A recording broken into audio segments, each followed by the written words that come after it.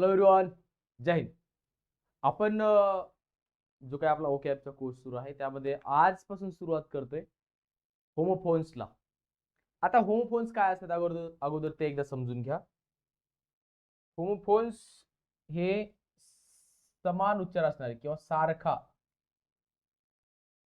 सारखा उच्चार असणारे शब्द, सारखा उच्चार. बघा, महत्वाची एकच गोष्ट आहे, सारखा उच्चार असणारे शब्द ज्यांचं, हा पहिला झाला. नंबर 2, ज्यांचं स्पेलिंग जे आहे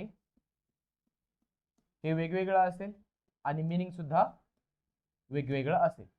अलग लक्षात, सारखा उच्चार, स्पेलिंग वेगळं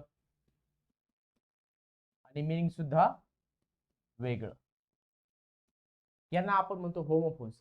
मग आता होमोफोन्स पाहत असताना जे काही प्रश्न विचारले गेलेत एमपीएससीने, जे विचारलेत ग्रुप बी, ग्रुप सी आणि राज्य सेवा मुख्य परीक्षांना, ते प्रश्न आपण साधारणतः घेतोय. होमोफोन्स वरती पीवायक्यू चे जे काही प्रश्न आहेत त्याच्यावरती 3 लेक्चर्स आपले येतील. आणि हे बघा, आता जो आपण कोर्स सुरू केलेला आहे त्या कोर्समध्ये होमोफोन्सचे 3 लेक्चर्स आणि फ्रेजर वर्बचे 2 लेक्चर्स, असे 5 लेक्चर्स जे काही आपण शेड्यूल मध्ये बसवलं होतं त्यानुसार येणं अपेक्षित आहे, म्हणजे येतील. त्यानंतर एक्स्ट्राचे लेक्चर्स थोडे थोडे आरामात येतील, आले का लक्षात, किंवा हळूहळू येतील, परीक्षेला थोडा वेळ आहे. बघा, सारखा उच्चार असणारे शब्द ज्यांचं स्पेलिंग वेगळं असेल, मिनिंग वेगळं असेल, त्यांना आपण म्हणतो होमोफोन्स. आता होमोफोन्सला सुरुवात करूयात. पहिला प्रश्न बघा, राज्यसेवा मुख्य परीक्षा 2023 ला विचारलेला प्रश्न आहे. ओके, धीरूभाई अंबानी, आता इथे स्पेस पाहिजे बरं का, हे थोडं फार टायपिंग एरर, ते थोडंसं समजून घ्या. प्रश्न तुमच्याकडे असतीलच, कुठलं ना कुठलं एक पीवायक्यूचं बुक तुमच्याकडे असायला पाहिजे होतं, हे मी सुरुवातीलाच सांगितलेलं आहे, राईट. आता बघा, Dhirubhai Ambani was dash dash. मग धीरूभाई अंबानी कोण होते, अशा अर्थाने आपल्याला 4 जे ऑप्शन्स आहेत त्या 4 ऑप्शन्स पैकी एक ऑप्शन सिलेक्ट करायचा आहे. आता बघा, 3 सेंटेन्सेस दिलेली आहेत, मग 3 सेंटेन्सेस मध्ये 3 रिकाम्या जागा दिल्या, त्यापैकी आपल्याला प्रत्येक ऑप्शन मधील एक एक शब्द भरायचा आहे. जर हे आन्सर असेल नंबर 2, तर पहिल्या ब्लँक मध्ये हा शब्द, दुसऱ्या ब्लँक मध्ये हा शब्द, तिसऱ्या ब्लँक मध्ये हा शब्द, आले का लक्षात. जर आन्सर 1 नंबर असेल तर पहिल्या ब्लँक मध्ये हा शब्द, कॉमा, दुसऱ्या ब्लँक मध्ये सेकंड वाला, तिसऱ्या ब्लँक मध्ये धिस वाला. पॅटर्न लक्षात येतोय. मी नेहमी प्रत्येक जे काय आपण टॉपिक सुरू केला आहे, इडियम्स असतील, त्यानंतर one word substitution, synonyms, antonym, प्रत्येक वेळेस सुरुवातीला 1 लेक्चर 2 लेक्चर आपण पॅटर्न समजून घेण्यासाठी वेळ घेतलेला. ओके, चला आता आपण काय करूयात, समजून घेऊयात की या ठिकाणी आपल्या आन्सर काय येऊ शकेल. बघा, पहिले तर वर्डचं मिनिंग समजून घ्या. पहिला जो शब्द आहे तुमच्याकडे व्यवस्थित दिलेला असेल, माझ्याकडे फक्त इथं ए, हा ए आणि त्याच्यानंतर स्पेस पाहिजे होता.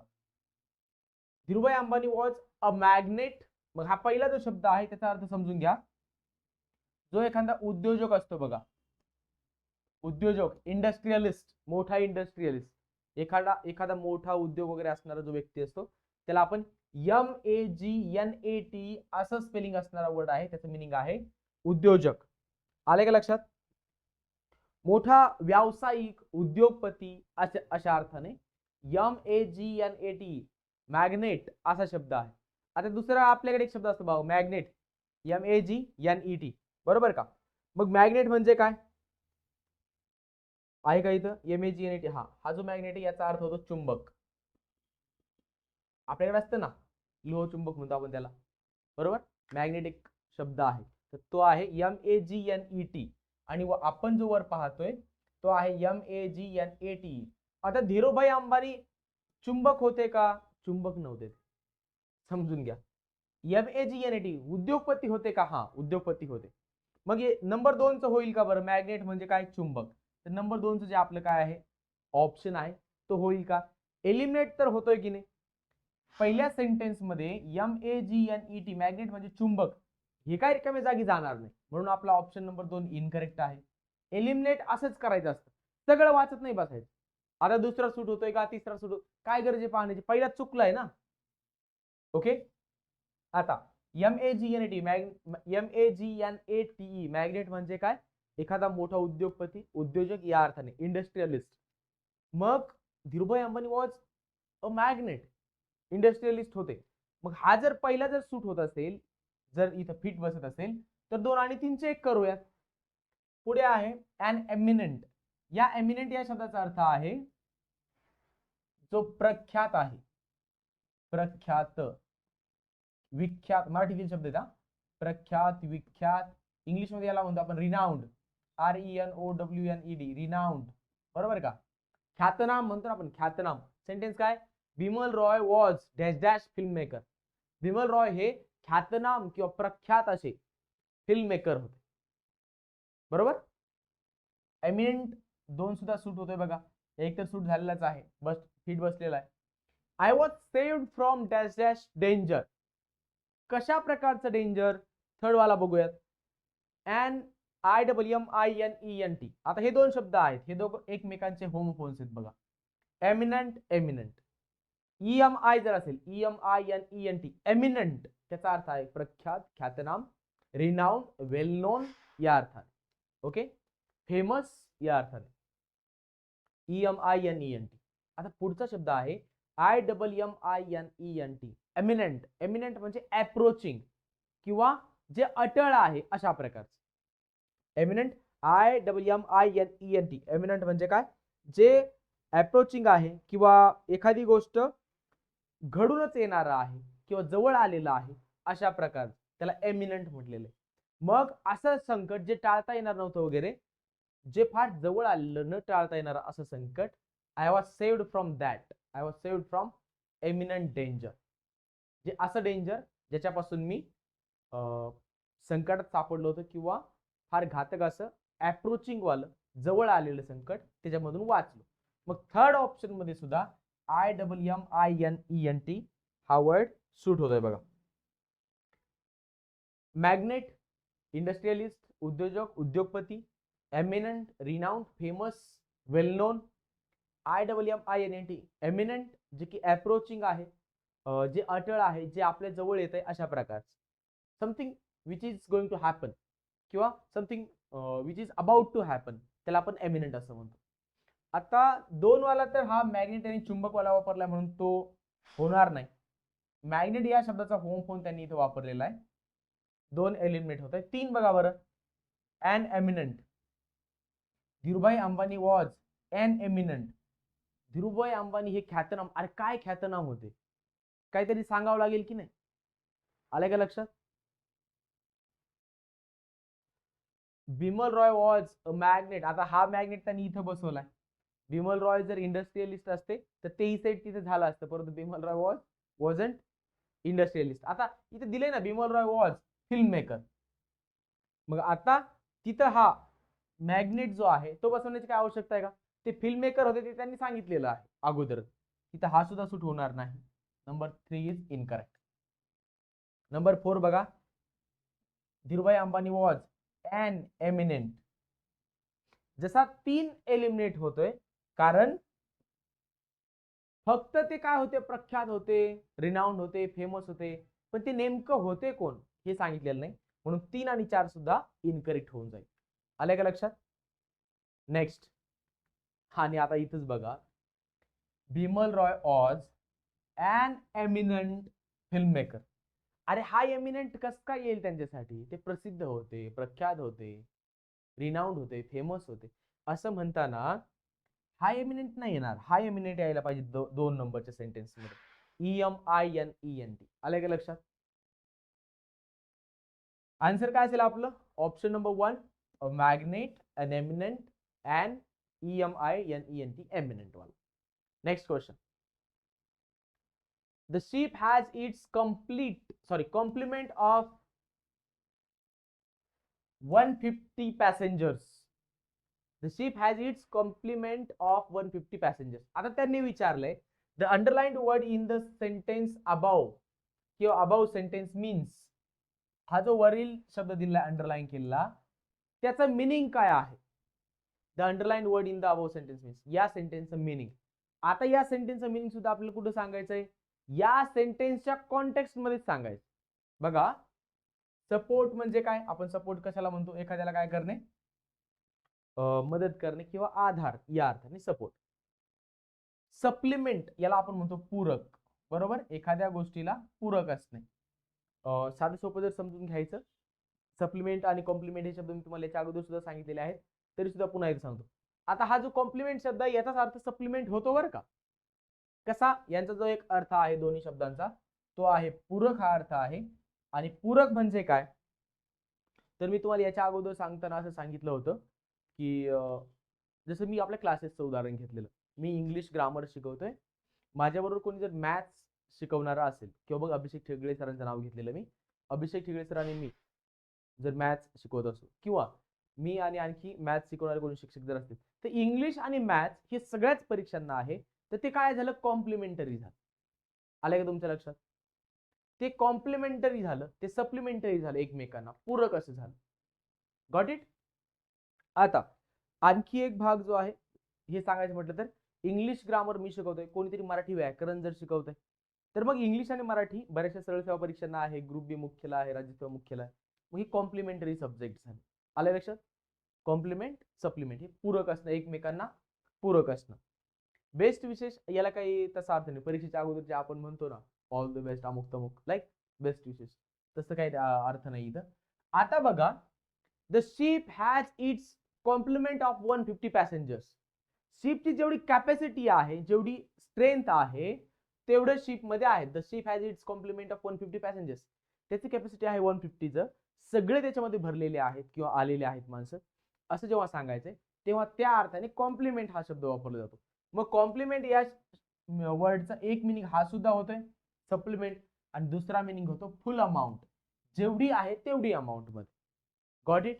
मग आता या सेंटेन्सच्या कॉन्टेक्स्ट मध्ये सप्लिमेंट अपेक्षित नाहीये, फुल amount is expected. Got it.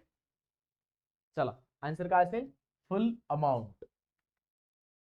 Next question बघा, 4 शब्द दिलेत, पॅटर्न महत्वाचा आहे बरं का आपल्यासाठी, पॅटर्न समजून घ्यायचा आणि नंतर पुढे जायचं.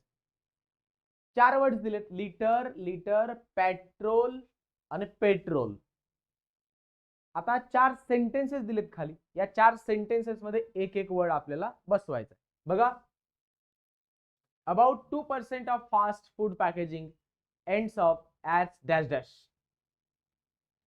2% जे काय फास्ट फूड पॅकेजिंग आहे ते कशामध्ये रिझल्ट होतंय किंवा काय एंड्स अप ॲज म्हणजे काय, थोडक्यात त्याचा रिझल्ट काय आहे, तर या 4 शब्दांपैकी एक. पहिले तर आता या शब्दांचे थोडंसं अगोदर मिनिंग समजून घेऊ. LITTR, लिटर म्हणजे काय, आपण याला म्हणतो कचरा, कचरा वगैरे जे आहे ना ते. LITRE हा जो लिटर आहे याचा मिनिंग होतो आपलं जे युनिट आहे, दूध मोजण्याचा असेल, पाणी मोजण्याचा असेल, ते वाला लिटर म्हणतो ना आपण, 1 लिटर, 2 लिटर, 3 लिटर, ते लिटर हे आहे. स्पेलिंग चेक करून घ्या, LITRE लिटर असं आहे. पुढे आहे पेट्रोल आणि हे आहे पेट्रोल. पेट्रोल आपली 2 व्हीलर 4 व्हीलर जी पेट्रोलवर चालते त्या पेट्रोलचं स्पेलिंग आहे इंधन म्हणतो ना आपण, ते पेट्रोल आहे PETROL. आणि PATROL पेट्रोल म्हणजे काय, गस्त घालणे.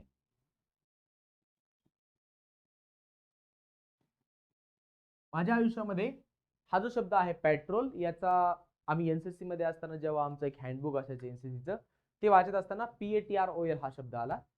जेव्हा तुम्ही सैन्यामध्ये आहात, मिलिटरी सर्व्हिसेसमध्ये वगैरे, तुम्हाला तुमच्या सर्व्हिसमध्ये पेट्रोलिंगला जावं लागतं, म्हणजे गस्त घालण्यासाठी जावं लागतं, तर तो शब्द आहे पेट्रोल. 4 वर्डचे मिनिंग समजले. ओके, आता या सेंटेन्सेसकडे. About 2% of fast food packaging ends up as, जे फास्ट फूड पॅकेजिंग आहे, पेट्रोलचा काही संबंध नाहीये. मग बघा, 1 ला 3 आणि 4 कुठं कुठं दिले बरं, 1 ला बघा 3 आणि 4 नंबरला 4 आणि 3 ऑप्शन्स दिलेले, जे की होणारच नाहीयेत. कळालंय का? 3 मध्ये सांगितलंय 4, काय संबंध आहे? About 2% of fast food packaging ends up as, fast food packaging पासून काय पेट्रोल बनवलं जातंय का? तसा काही संबंध नाहीये. 3 आणि 4 होणार नाही, आणि हा पेट्रोल म्हणजे गस्त घालणे तोही अर्थ होणार नाही या दोघांपैकी. आता हे लिटर आहे, युनिट आहे आपलं, आणि पहिला आहे कचरा वगैरे. मग आता जे पॅकेजिंग वगैरे आहे त्याचा कचरा म्हणूनच कचरा होऊन जातो ना सगळ्या पॅकेजिंगचा वगैरे, बरोबर. म्हणून about 2% of fast food packaging ends up as, इथं पाहिजे नंबर 1 वाला, LITTER लिटर. आले का लक्षात? पहिला जो असेल तो लिटर वाला असेल, ज्याला आपण काय म्हणतो, जो या वस्तूंपासून वगैरे कचरा तयार होतो ते लिटर, LITTER. पुढचं बघा, I am a bit low on dash dash.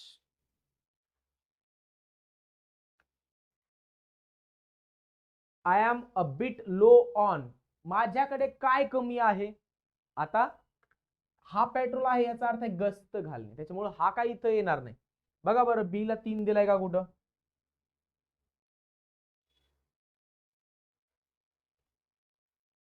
बी साठी 3 नंबर 2 लाच दिलाय बघा. हे बघा नंबर 2 ला बी साठी 3 दिलाय, जो की होणार नाहीये. I am bit low on, लिटरचा काय संबंध, मी लिटरला कमी आहे का नाही. I am bit low on petrol, माझ्याकडे पेट्रोल कमी आहे, असं सेंटेन्सचं मिनिंग. 4 कुठे दिलंय, बी साठी 4 नंबर 1 मध्ये बघा. हे आन्सर होऊ शकेल पण आपण चेक करूया तरी. I am bit low on petrol, PETROL, इथपर्यंत आलं क्लिअर. आता बघा, guards dash dash the area at night, guards रात्रीला ते एरियामध्ये काय करतात, संध्याकाळच्या वेळेस पेट्रोलिंग करतात, गस्त घालतात. मग इथं शब्द आहे guards, PATROL, petrol the area at night. आता आपल्याला भेटलं बघा 1 ABC. ए ला काय असणार, नंबर 1. बी ला काय असणार आहे, पेट्रोल 4. 3 साठी गार्ड्स पेट्रोल म्हणजे गस्त घालतात 3. पुढे सांगा बरं, हे एवढं पाहूयात आपण अगोदर. 1 4 3 1 4 3 इथंच आहे बघा. Number 1 is the correct answer. पण तरी सुद्धा आपण लास्ट वाला ऑप्शन पाहूयात. हे बघा, आन्सर काढताना असंच जायचं असतं. आपल्याला एलिमिनेशन मेथड प्रचंड प्रमाणात वापरावी लागते, नाहीतर मग सगळा पेपर जर वाचायचं म्हटलं, मराठीचे 50 प्रश्न, इंग्लिशचे 50 प्रश्न, 100 प्रश्न, 2 घंटे लागतील ना आरामात, तरी वाचून व्हायचं नाही काहींचं. बरोबर. The tax increase will add 4 पैसे किंवा काय म्हणायचं असेल त्यांना, to a LITRE litre of petrol. प्रत्येक लिटरला, पर लिटरला एवढी काय झाली, प्राइस वाढलेली, हे त्यांना त्या सेंटेन्स मधून सांगायचं. मग इंग्लिश मध्ये म्हणताना आपण म्हणतो to a litre of petrol. Got it. चौथा काय असेल आपला, लिटर. मग काय तयार होईल, सिक्वेन्स कशा प्रकारची तयार होईल. लिटर किती नंबरला आहे, नंबर 2 ला. आता बघा 1 4 3 2 कुठे, 1 4 3 2 number 1 is the correct answer. चारही वर्डचे मिनिंग समजले आणि ते सेंटेन्सेस मध्ये कशा प्रकारे बसवायचे ते समजून घ्या. ओके, चला नेक्स्ट क्वेश्चन. ओके, ग्रुप बी मुख्य परीक्षा 2022 चा प्रश्न आहे. होम फोन्सचे प्रश्न आहेत. अगोदर हे समजून घ्या, प्रश्न पाहिल्याबरोबर कळायला पाहिजे ऍटलिस्ट एक कोणत्या टॉपिक वरती आहे, म्हणजे त्या दिशेने विचार करतायत. वरती काय सांगितलंय, आयडेंटिफाय द करेक्ट सेंटेन्स. मग करेक्ट ओळखायचं कशावरून, काय प्रिपोजिशन चेक करायचं, आर्टिकल चेक करायचं, काय चेक करायचं नेमकं. सेंटेन्स वाचा. They received 100 bales, he was release on bail, the peon rings the bell. बघा बेल शब्द वापरला, गॉट इट. पण बेलचं स्पेलिंग प्रत्येक ठिकाणी वेगळं आहे, प्रत्येक ठिकाणी नाही. पहिल्या सेंटेन्स मध्ये BALES असा आहे, 2 आणि 3 मध्ये सेम आहे, मिनिंग वेगळा आहे किंवा सेंटेन्स वेगळा आहे, म्हणून ते बेलवरचा प्रश्न आहे, म्हणजे का होम फोर्सचा प्रश्न आहे. आता समजून घ्या. They received 100 bales of cotton. Bales म्हणजे काय, जो ज्या प्रकारचा कापूस, बघा आता शेतातून कापूस वगैरे जमा केल्याच्या नंतर जेव्हा त्यांच्या त्या कारखान्यामध्ये वर जातो, त्यातून बिया काढून घेतल्याच्या नंतर तो कापूस अशा बंडल्स मध्ये जमा केलेला असतो, मोठमोठे बंडल्स. तुम्ही बेल ऑफ कॉटन जर गुगलला सर्च केलं तर तुमच्या लक्षात येऊन जाईल की असे मोठमोठ्या प्रकारचे ते हे रोल दाखवलेले असतात, बरोबर. त्याला बेल ऑफ कॉटन असं म्हणतात. मग कॉटनचे जे अशा प्रकारचा एक तयार केला असतं ना गोलवाला, आले का लक्षात, त्याला बेल ऑफ कॉटन म्हटलं जातं. म्हणून दे रिसिव्ड 100 बेल्स ऑफ कॉटन हे सेंटेन्स बरोबर आहे, याच्यामध्ये वापरलेला BALES हा बरोबर आहे. पुढे बघा, he was released on bail.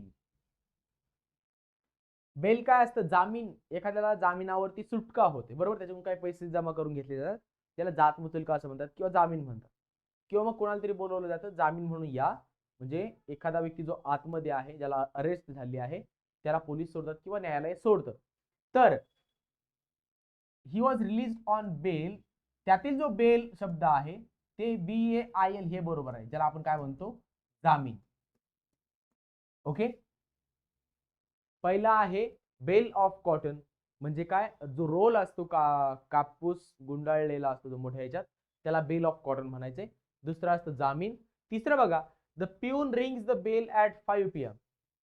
The peon rings the bell, ते काय BAIL नाहीये, ते असतं बेल, BELL.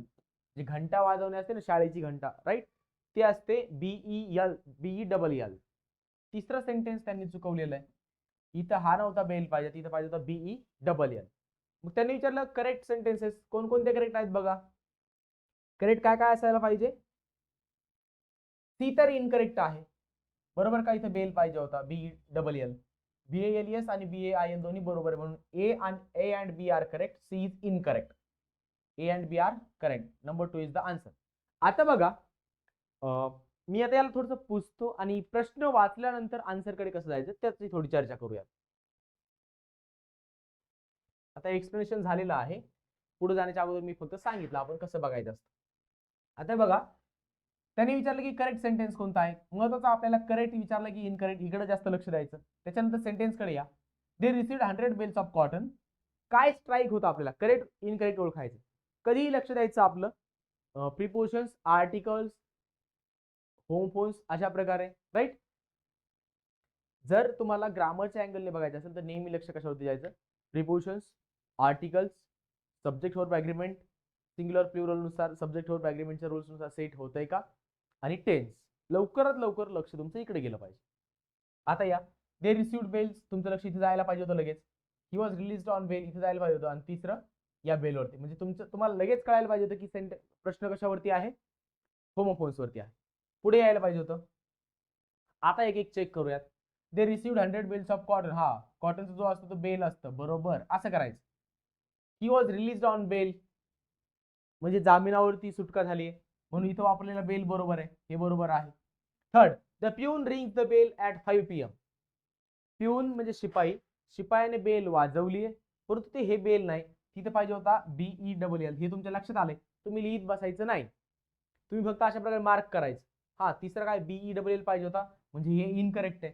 मग आता तुम्ही पाहता इथं करेक्ट विचारले, करेक्ट कोणकोणतं आहे, A and B are correct. बघा कुठे A and B, लगेच पुढे जायचं, जास्त वेळ घालवायचा नाही. Okay, next question. Choose the meaning of the words underlined in the following sentence. पहिले तर तुम्हाला एकदा अंडरलाइन केलेले वर्ड सांगतो, कोर्स आणि कोर्स, COARSE, COURSE.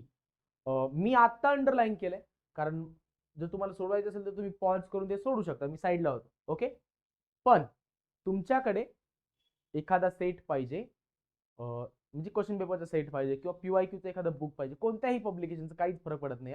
कोणाचंही घ्या, कोणीही ऑथर असतील, काही असेल, आपल्याला प्रश्नांशी देणं घेणं, एक्सप्लेनेशन मी देतो. ओके, आता बघा, अंडरलाईन वर्डचं मिनिंग विचारलंय. अंडरलाईन केले वर्ड्स आहेत COARSE, कोर्स, आणि COURSE. The villagers may be coarse in their looks but they are very innocent at heart. पहिलं सेंटेन्स. दुसरं sentence, the river appears to be changing its course. तुम्हाला सांगतो, पालंडसुरीमध्ये हे दोन्ही शब्द वापरलेत, होमोफोन्स मध्ये दिलेले आहेत, यांचे मिनिंग सुद्धा दिलेले आहे.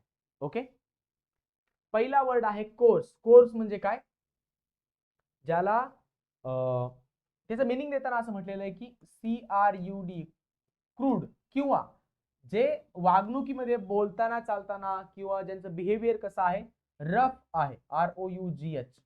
ओके, आपण म्हणतो ना महाराष्ट्रातील, मराठवाड्यातील लोक असतील किंवा कोल्हापूर साईडचे माणसं असतील, लँग्वेज मध्ये रफनेस आहे पण फार प्रेमळ माणसं आहेत, असं नेहमीच बोललं जातं आम्ही मराठवाडा साईडचे. मग वागण्यामध्ये, स्वभावामध्ये जो रफनेस असतो त्याला म्हणायचं कोर्स. आता तुम्ही सेंटेन्स बघा, the villagers may be coarse in their looks.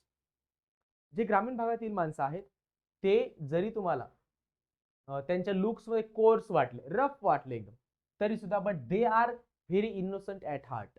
हृदयापासून ते काय आहेत, फार निरागस आहेत, असा अर्थ. मग हा जो कोर्स आहे याचा अर्थ आहे क्रूड किंवा रफ. आणि पुढचा आहे the river appears to be changing its course. कोर्सची शब्दाची पहिले मिनिंग समजून घ्या. एक असतं की आपण जो कोर्स करतो, आपण काय करतो, BSc करतो, त्यानंतर BBA चा कोर्स करतो, MBA चा कोर्स करतो. मग ते एज्युकेशन संबंधाने काही मंथ्स काही इयरचा जो असेल तो कोर्स. आणि पुढचा याचा एक मिनिंग आणखी एक आहे, तो मिनिंग आहे direction. The river appears to be changing its course. River नदी तिची जी डिरेक्शन आहे ती चेंज करताना दिसतीये. मग आता इथं जे त्यांनी विचारलंय COARSE, त्यांनी पहिले काय दिलंय, पुअर, काही संबंध नाहीये पुअरचा. ओके. दुसरा आहे COURSE, कोर्स म्हणजे वॉटरचा काही संबंध नाहीये. COARSE चा प्लीझंट हा सुद्धा मिनिंग होत नाही, पुअर तर होतच नाही. थर्ड बघा ब्युटिफुल, ब्युटिफुल सुद्धा कोर्स या शब्दाचं मिनिंग होत नाही. एकच ऑप्शन आहे ज्याच्यामध्ये COARSE कोर्सचा मिनिंग आहे रफ, आणि पुढचा कोर्स COURSE त्याचा मिनिंग आहे direction. Number 4 is the correct answer. Got it. Next question. Same pattern आहे इथं, ज्या प्रकारे 2 सेंटेन्सेस दिलेले ग्रुप बी मुख्य परीक्षा 2023, त्याच प्रकारे त्याच परीक्षेमध्ये सेम पॅटर्न नुसार 2 सेंटेन्स दिलेले आहेत. इथं अर्बन शब्द वापरला, इथं अर्बॅनिटी शब्द वापरला. या 2 शब्दांना अंडरलाईन केलंय. मग आता या 2 शब्दांचं मिनिंग काय होतं ते समजून घ्या. Urban employment is a major problem म्हणजे काय, एक असतं रुरल एम्प्लॉयमेंट, रुरल अनएम्प्लॉयमेंट, तसं हे आहे अर्बन एम्प्लॉयमेंट म्हणजे काय, शहरासंबंधीचा. राईट. बघा बरं मग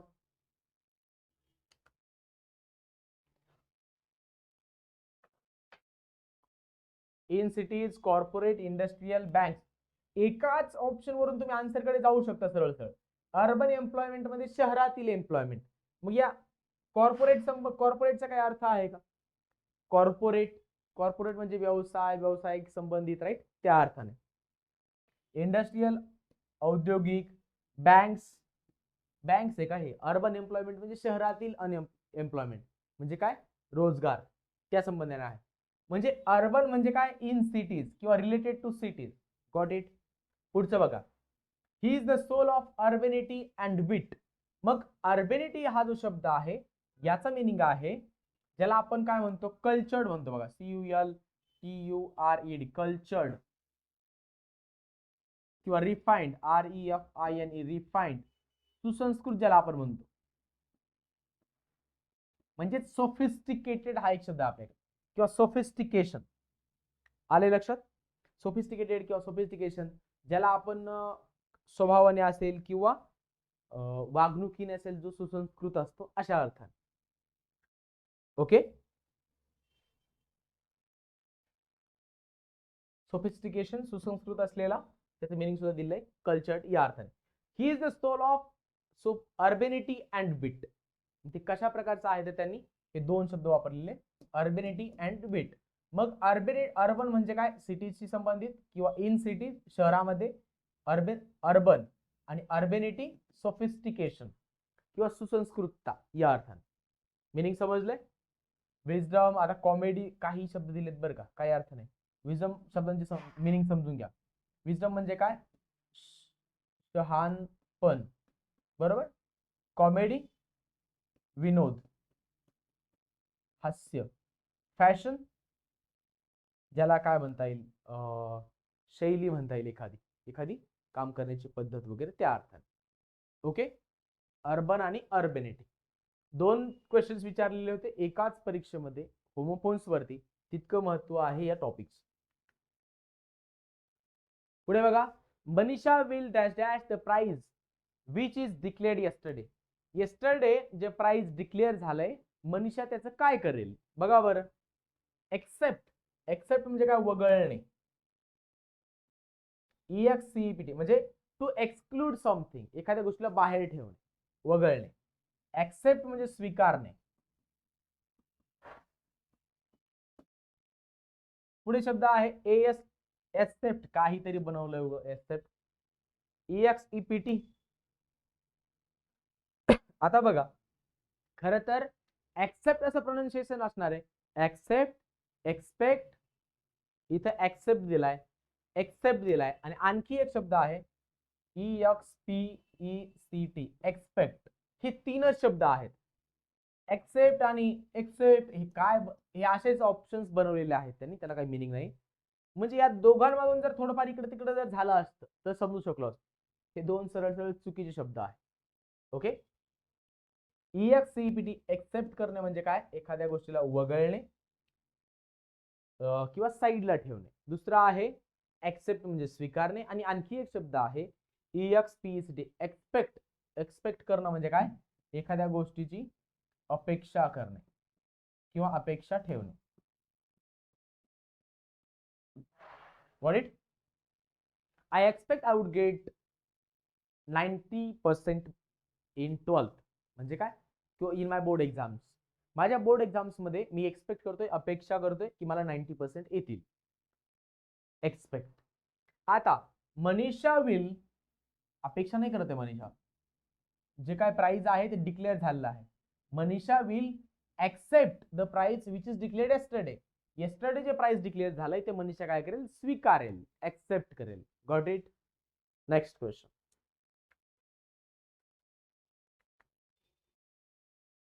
Those who are dash dash in the art of flattery make a rapid progress in their life. 4 शब्द आहेत. 4 शब्दांच्या अगोदर मिनिंग समजून घेऊ आणि त्यानंतर आपण आन्सर कडे जाऊया. अडॉप्ट करणे म्हणजे काय? एकतर मिनिंग आहे त्याचा दत्तक घेणे म्हणतो आपण, बरोबर? दत्तक घेणे या अर्थाने. अडेप्ट इन असतं किंवा अडेप्ट ॲट असतं. याचा अर्थ आहे एखाद्या गोष्टीमध्ये काय असणं? तुम्ही प्रावीण्य असणं, प्रावीण्य असणे किंवा एक्सपर्ट असणे थोडक्यात. याचा आणखी एक सिनोनिम लिहून घ्या. अडेप्टचा सिनोनिम आहे प्रोफिशंट. PROFICIENT, प्रोफिशंट. याच्यानंतर सुद्धा इन किंवा ॲटचा वापर होतो. प्रिपोजिशन सुद्धा समजून घ्या. अडेप्ट इन और अडेप्ट ॲट म्हणजे एखाद्या गोष्टीमध्ये स्किल्ड असणे. To be skilled, SKILLED, skilled at something. Group C अलीकडील एक्झाम आहे, ग्रुप सी मुख्य परीक्षा 2023. अडेप्ट इन और अडेप्ट ॲट एखाद्या गोष्टीमध्ये प्रावीण्य असणे, एक्सपर्ट असणे किंवा प्रोफिशंट असणे. ओके. मग हे ती सिनोनिम्स आहेत अडेप्टचे. अडेप्ट, स्किल्ड, एक्सपर्ट आणि प्रोफिशंट. अबाउट थोडक्यात ज्याला आपण म्हणतो च्या विषयी, बस एवढंच महत्वाचं आहे इथं. ओके. अडॅप्ट, ADAPT, अडॅप्ट म्हणजे काय? एखाद्या गोष्टीशी जुळवून घेणे म्हणतो आपण त्या.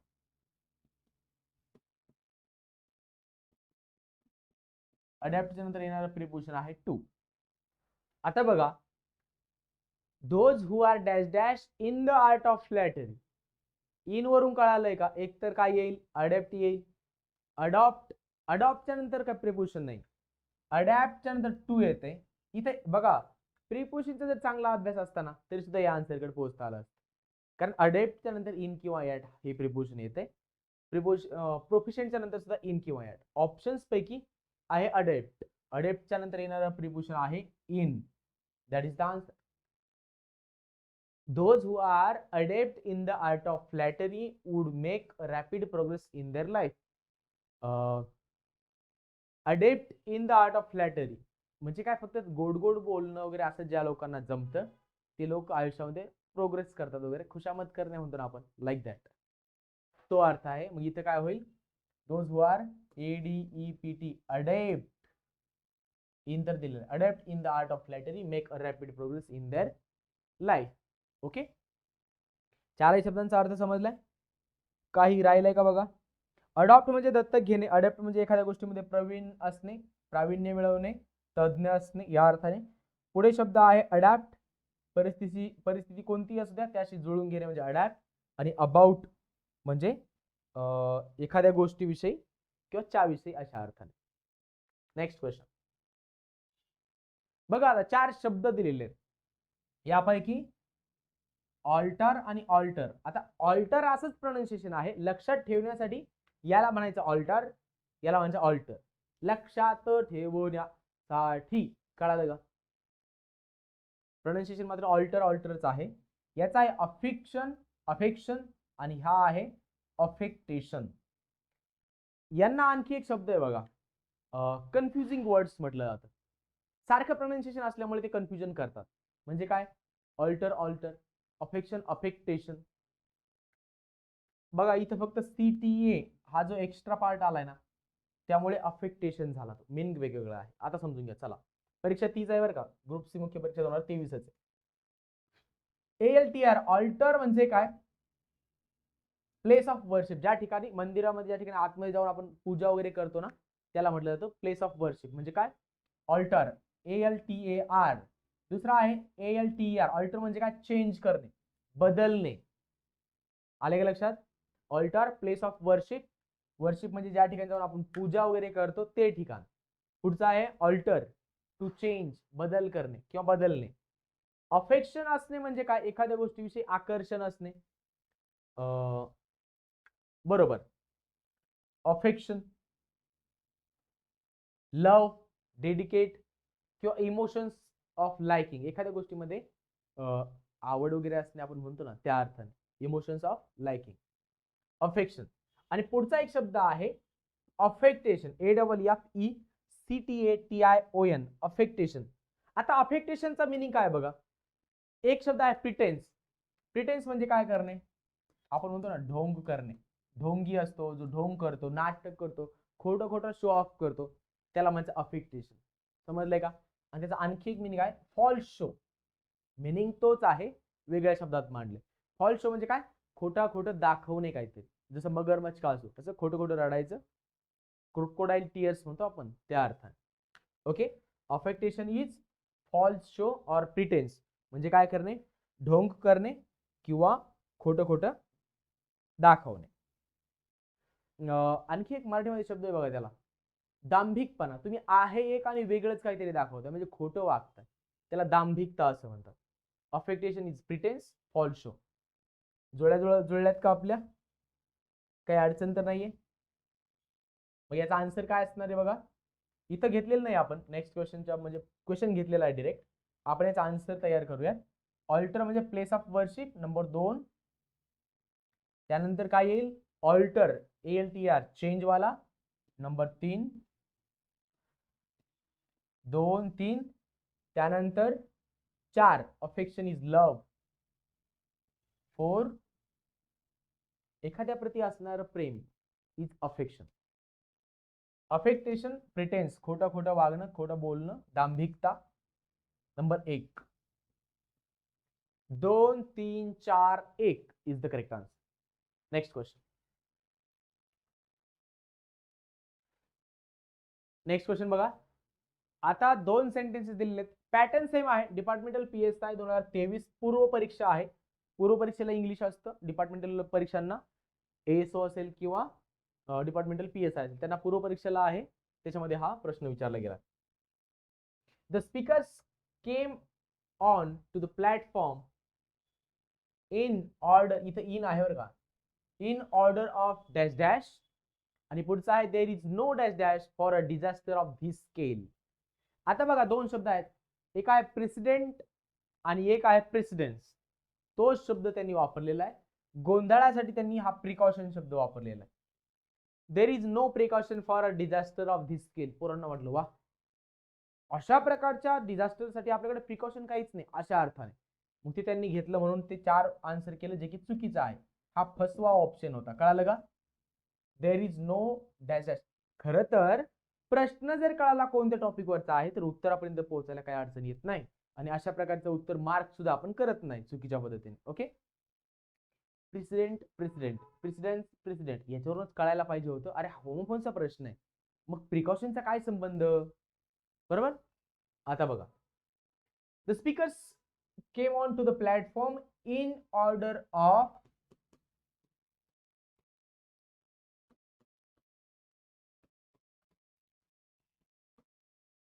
प्रेसिडेन्स.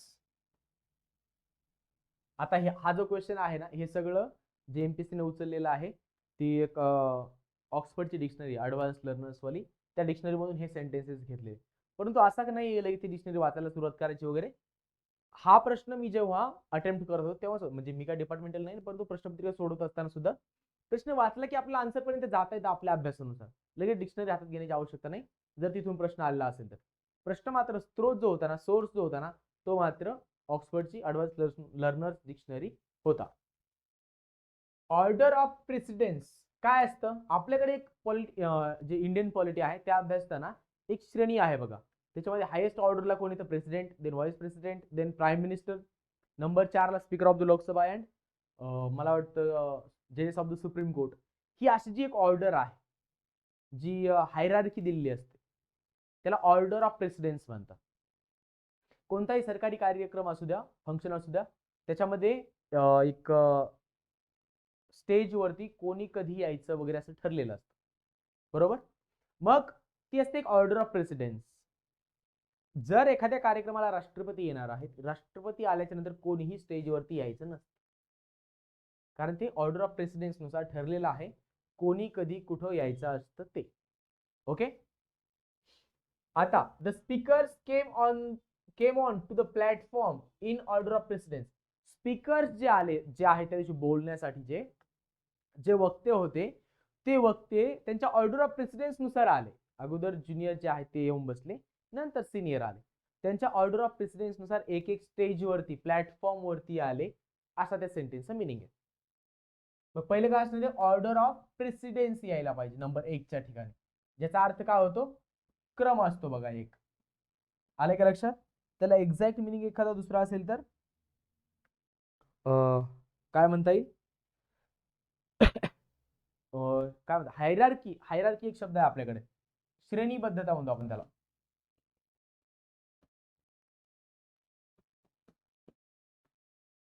ज्युनियर टू सिनियर अशा वरच्या प्रकारे. जसं एखादं ऑफिस असेल तर त्या ऑफिसमध्ये किंवा ऑफिसमध्ये म्हणण्यापेक्षा महसूल क्षेत्रातली आपल्याकडची हायरार्की कशी आहे? आपल्याकडे कोतवाल असतो गावाच्या ठिकाणी, त्याच्याच बरोबर तलाठी त्याच्यावरती असतो, नंतर मंडळ अधिकारी असतो, नायब तहसीलदार, त्याच्यानंतर तहसीलदार, त्याच्यानंतर सब डिव्हिजनल मॅजिस्ट्रेट म्हणजे एखाद्या उपजिल्हाधिकारी असतो त्या ठिकाणचा, आणि त्यानंतर असतो जिल्हाधिकारी. महसूल मधील हायरार्की आली का लक्षात? त्याला आपण म्हणतो श्रेणीबद्धता किंवा ऑर्डर ऑफ प्रेसिडेन्स. या लोकांची हायरार्की कशी आहे किंवा तो क्रम कसा आहे. मग त्या अर्थाने प्रेसिडेन्स आपल्याला या ठिकाणी शब्द द्यायचा होता. पहिल्या ठिकाणी काय पाहिजे? प्रेसिडेन्स पाहिजे. 2, 3 किंवा 4. पण 4 पैकी प्रिकॉशन गेला, कारण हा फसवा ऑप्शन आहे. प्रिकॉशन घेणं म्हणजे काय? काळजी घेणं. आले का लक्षात? ऍडव्हान्स मध्ये काळजी घेणं त्याला आपण म्हणतो प्रिकॉशन्स. मग 4 नंबरचा ऑप्शन सुद्धा इनकरेक्ट आहे. पहिला वाला इनकरेक्ट आहे, कारण प्रेसिडेंट आणि प्रेसिडेंट हा शब्द त्यांनी दोन्ही ठिकाणी घेतला. आता आपल्याकडे असणारा जो प्रेसिडेंट एक शब्द आहे, प्रेसिडेन्स तर मी तुम्हाला सांगितलं. पुढचा शब्द आहे प्रेसिडेंट. हा एक मिनिंग समजून घ्या, मग आपल्या उत्तरापर्यंत जाता येईल. There is no dash dash for a disaster of this scale. अशा प्रकारची डिझास्टर सांगण्यासाठी देर इज नो प्रेसिडेंट असा शब्द यायला पाहिजे. का? कारण हा जो प्रेसिडेंट शब्द आहे याचा अर्थ आहे अगोदर एखादं काहीतरी घडून गेलं असतं आणि ते एक्झाम्पल म्हणून आपण नंतर सांगत असतो. जर प्रेम काय असतं किंवा अशा अर्थाने जेव्हा बोलायचं असतं, आपण उदाहरणं कोणाची देतो? लैला मजनू, सोनी महिवाल. ऐकले असते ना एक्झाम्पल्स वगैरे. लैला मजनूचं प्रेम बघा, सोनी महिवाल यांचं प्रेम बघा, ही रांझ्याचं यांचं प्रेम बघा, असं उदाहरण देतो आपण नंतर. हे नंतर जे एक्झाम्पल देणं असतं त्याला म्हणतो आपण प्रेसिडेंट. अगोदर घडून गेलेली काहीतरी गोष्ट, ज्याला मराठीमध्ये आपण एक काय म्हणतो, तसं तर याचा अर्थ दुसरा आणखी काय जो आहे संकेत. मराठीमधील संकेत हा शब्द म्हणजे काय? असे प्रेसिडेंट्स पडलेले आहेत, म्हणजे असे संकेत पडलेले आहेत, काय करायचं काय नाही करायचं, कोणत्या प्रसंगी कोणी कोणाशी बोलायचं कोणी कोणाशी नाही बोलायचं, असे एक संकेत पडून गेलेले आहेत. आलं लक्षात? आणि दुसरा जो इथं सूट होणार जो शब्द आहे, जो यायला पाहिजे, तो मिनिंग आहे त्याचा अगोदर घडून गेलेली एखादी गोष्ट किंवा एखादी कृती जी नंतर एक्झाम्पल म्हणून आपण सांगत असतो. आलंय का लक्षात?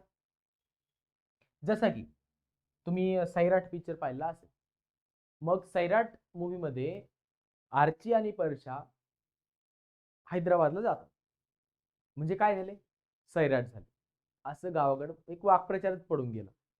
पण असंच जर काही घडलं एखाद्या दुसऱ्या गावामध्ये, नवीन, ती तर पिक्चर होता ना, मूवी होती, पण अशा प्रकारचं काही जर घडलं तर लोक काय म्हणायला लागले? आर्ची परशा सारखं त्यांनी केलं. म्हणजे अगोदरचं एक्झाम्पल हे उदाहरण म्हणून द्यायला लागणे, याला प्रेसिडेंट शब्द आहे. आलाय का लक्षात? मग there is no president for a disaster of this scale. आता ज्या प्रमाणात डिझास्टर झालीये तशा प्रकारचं अगोदर एक्झाम्पलच नाही असं त्यांना म्हणायचंय. म्हणून मग नंबर 2च्या ठिकाणी प्रेसिडेंट हा शब्द आहे. प्रेसिडेंट म्हणजे अध्यक्ष किंवा राष्ट्रपती हा शब्द त्यांनी दिलाच नाही. ते स्पेलिंग वेगळं आहे. PRESIDENT. आलं लक्षात. आन्सर काय असेल आपलं? प्रेसिडेंट पहिल्या रिकाम्या जागी, दुसऱ्या ठिकाणी इथं काय येईल? President. Next question. She will spend 2 months in a prison cell for her mistake. 2 शब्द आहेत, 2 सेंटेन्सेस आहेत. थर्ड सेंटेन्स एक आहे. ओके. आता त्यांनी काय केलेलं आहे? ओके, ऍक्च्युली त्यांनी अंडरलाईन केलेलंच नाही. कोणत्याही ठिकाणी अंडरलाईन केलं नाही. विचारले काय बघा? Identify the correct sentence or sentence. ते एवढं विचारून मोकळे झाले की करेक्ट सेंटेन्स कोणता आहे ते ओळखा. आपल्याला डोकं लावायचं. लक्षात घ्या. मग मी तुम्हाला नेहमी सांगितलं, तुम्ही बघायचं कशाकडे? ग्रामरचा पार्ट जर असेल तर preposition, article, subject verb agreement, tense हे पहिलं पाहून घ्यायचं. आता या आणि त्याच्यानंतर मग ओकॅबचं पार्ट असेल तर अशा प्रकारे त्यांनी दिलेलं आहे. शी विल स्पेंड, आता तुम्हाला दिसलं असेल बघा, she will spend 2 months in a prison cell for her mistake. I will sell शब्द आलाय. Your car. I will sell you car एवढा शब्द आहे, काय अडचण नाही. One who offers for sale is a seller. इथं सेल आहे, इथं सेलर शब्द आहे. सेल सेलर अशा अर्थाने 4 शब्द आले आहेत. कोणते कोणते सेंटेन्स करेक्ट आहेत ते ओळखायचे. बघा, she will spend 2 months in a prison cell. जी काही तुरुंगाची कोठडी असते त्याला सेल हा शब्द आहे, जे की बरोबर आहे. Sentence 1 is correct. पुढचा आहे I will sell you car. मी तुला माझी कार सेल करेल म्हणजे विक्री करेल. बरोबर. विक्री करणे यासाठी जो शब्द आहे तो आहे SELL सेल. इथे त्यांनी वापरला सेल, जो की हा नाऊन आहे. सेल म्हणजे कपडे वगैरे असतील किंवा इतर कोणत्या गोष्टी असतील या मोठ्या प्रमाणात एखाद्या ठिकाणी विकणे. जसं तुम्ही पाहिलं असेल डिस्काउंट वगैरे जास्त लावला जातो आणि सेल केला जातो. अमेझॉनचा सेल असतो, फ्लिपकार्टचा सेल असतो, तो सेल ते नाऊन आहे. आले का लक्षात? त्यांनी इथं वर्ब घ्यायला पाहिजे होता पण त्यांनी नाऊन घेतले. स्पेलिंग सुद्धा चुकीचं आहे. इथं जे स्पेलिंग पाहिजे होते SELL. I will sell you a car हे इनकरेक्ट आहे. Okay. One who offers for sale is a seller. जो सेल करवतो म्हणजे हा सेल बरोबर आहे. One who offers for sale, जो सेल ऑफर करतो तो सेलर SALER नसतो, SELLER. सेलर म्हणजे विक्रेता असतो. बरोबर का? म्हणून 3 नंबर सुद्धा इनकरेक्ट आहे. कळालंय? इथं हा इनकरेक्ट वर्ड आहे, इथं हा इनकरेक्ट आहे. म्हणून बी आणि C incorrect, only A is correct. त्यांनी विचारले करेक्ट कोणता आहे? ओनली ए कुठे? Only A is the correct answer. Got it? चलो नेक्स्ट क्वेश्चन. डिपार्टमेंटल ASO 23 अलीकडचे प्रश्न आहेत. I remained dash dash and office should have adequate dash dash. 2 शब्द आहेत. आय रिमेंड, आता 2 शब्द आहेत. पहिले शब्द समजून घ्या कोणकोणते आहेत. स्टेशनरी आणि स्टेशनरी. पहिला जो स्टेशनरी आहे STATIONERY स्टेशनरी म्हणजे आपलं हे जे पेन, वही, पेन्सिल, पाटी पेन्सिल, पेन, वही, पुस्तक असलं जे सामान असेल, चिकटपट्टी असेल, कंपासचं साहित्य काय असेल ते असेल, रबर असेल नाही का, आपण खोड रबर, इरेजर, हे असलं जे सगळं साहित्य आहे ते स्टेशनरी मध्ये भेटतं, स्टेशनरीच्या दुकानात भेटतं. म्हणजे काय, त्याला म्हटलेलं हे असं छोटं छोटं जे साहित्य असतं ना त्याला स्टेशनरी शब्द आहे. ERY असतो शेवटी. आले का लक्षात? आणि दुसरा एक शब्द आहे STATIONARY. याचं मिनिंग आहे काय काय होणे, चेंज न होणे किंवा कॉन्स्टंट असणे. कॉन्स्टंट. ओके. No change. ज्याच्यामध्ये चेंज नसतो, कॉन्स्टंट जे काही असतं त्याला म्हटलेलं आहे त्यांनी स्टेशनरी. STATIONARY. जो ARY वाला असतो तो असतो कॉन्स्टंट वाला किंवा चेंज न होणारा, आणि ERY वाला जो असतो तो असतो हे आपलं जे वह्या पुस्तक पेन्सिल पाटी काय जे नाही का छोट छोट सामान असतं आपलं, त्याला स्टेशनरी सामान म्हणतो तेवाला. आता बघा आय रिमेन हा होऊ शकेल का स्टेशनरी सामानवाला? मी स्टेशनरी राहिलो, अजिबात होणार नाही. मग ई आर वाय वाले ऑप्शन्स गेले, 1 आणि 4 गेला. नंबर 2च्या ठिकाणी बघा आय रिमेन स्टेशनरी, 2 आणि 3 मध्ये बरोबर शब्द वापरलेला पहिल्या ठिकाणी. आलं लक्षात? थांबा, असं नाही, तुम्ही सुद्धा अशा प्रकारचे करा. 2 मध्ये पण बरोबर आहे, 3 मध्ये सुद्धा ए आर वाय आहे. I remain STATIONARY stationary. मी कॉन्स्टंट राहिलो म्हणजे काय, एक तर मी हालचाल पण नाही केली असं म्हणता येईल, किंवा मी माझ्या मतावरती फर्म राहिलो, मी बदललं नाही माझं मत, असं सुद्धा म्हणता येईल. आले लक्षात? And office should have adequate, ऑफिसमध्ये काय असायला पाहिजे? ॲडिक्वेट स्टेशनरी असायला पाहिजे. STATIONERY stationery. आलं का लक्षात? मग आपला आन्सर काय असेल? ARY वाला पहिल्या सुरुवातीला येईल, म्हणजे सुरुवातीला येईल, आणि दुसरा शब्द जो असेल तो ERY. कुठे ARY आणि ERY? नंबर 2 ला ARY आहे, नंबर 2 मध्येच पुढचा जो शब्द आहे तो ERY आहे, जो की बरोबर आहे. 3 नंबरला दोन्ही ठिकाणी त्यांनी ARY वाला स्टेशनरी वापरलेला आहे, जो की चुकीचा आहे. कळालंय का? ओके, स्टेशनरी आणि इथं stationery. Next question.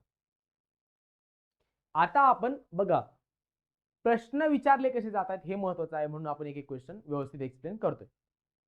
Collision, COLLISION, collision म्हणजे काय? टक्कर, धडक होणे म्हणतो ना आपण, दोन गाड्यांची धडक झाली, कोलिजन झालं. कुठे बरं? Striking together is the meaning. Okay, COLLUSION collision म्हणजे काय? संगनमत करणे किंवा एखादा कट करणे. आले का लक्षात?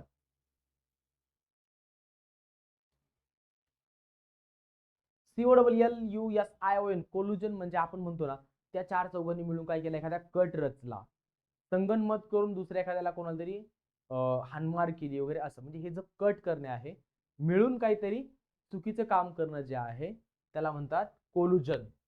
यालाच म्हणायचं सिक्रेट ॲग्रीमेंट. लपवून इतरांना माहित न होऊ देता संगनमत करणे, त्याला कोलिजन शब्द आहे. COMMAND कमांड करणे म्हणजे काय? ऑर्डर करणे, आज्ञा करणे असा अर्थ आहे. ओके, आणि पुढचा शब्द आहे COMMEN कमेंड, कमेंडेबल म्हणतो ना आपण. कमेंड म्हणजे काय? एखाद्याची प्रशंसा करणे, जे चांगलं आहे, अट्रॅक्टिव्ह आहे अशा अर्थाने. म्हणून कमेंड टू अट्रॅक्ट हा त्याचा मिनिंग होऊ शकेल. क्लिअर इथपर्यंत?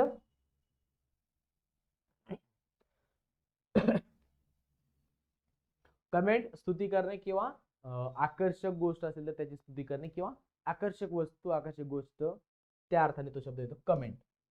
काय आन्सर होईल बरं? 3 1 2 4. 3 1 2 4 कुठे? 3 1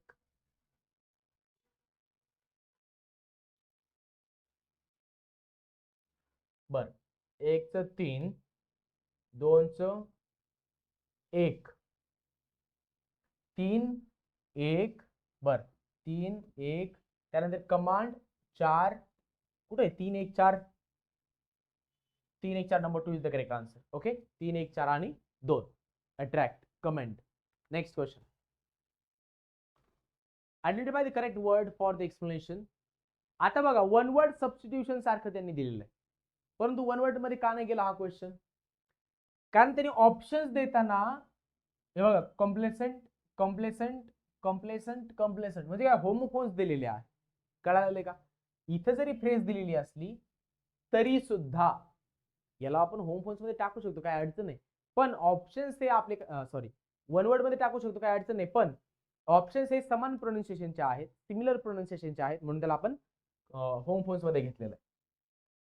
willing to do what is desired of you म्हणजे इतरांना तुमच्याकडून जी अपेक्षा आहे ते करण्यासाठी उत्सुक असलेला, किंवा इतरांना अपेक्षित असलेलं वर्तन करणारा जो असतो त्याला काय शब्द आहे ते त्यांनी विचारले. आता बघा एक एक शब्द समजून घेऊयात, त्याचं मिनिंग अगोदर समजून घेऊयात. पहिले तर बघा दोन गोष्टी समजून घ्या. पहिला जो शब्द आपला COMPLACENT कॉम्प्लेसंट, ज्याला आपण म्हणतो सेल्फ सॅटिस्फाईड,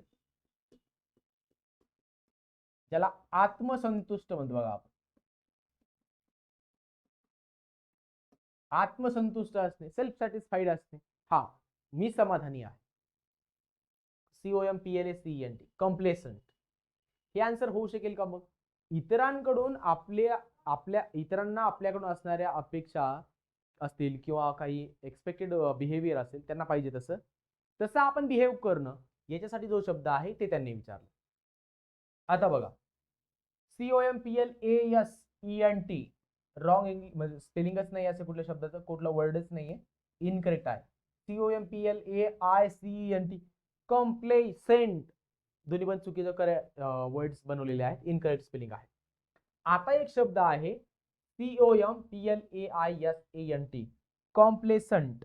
ओके, COMPLAISANT याचा अर्थ असा आहे,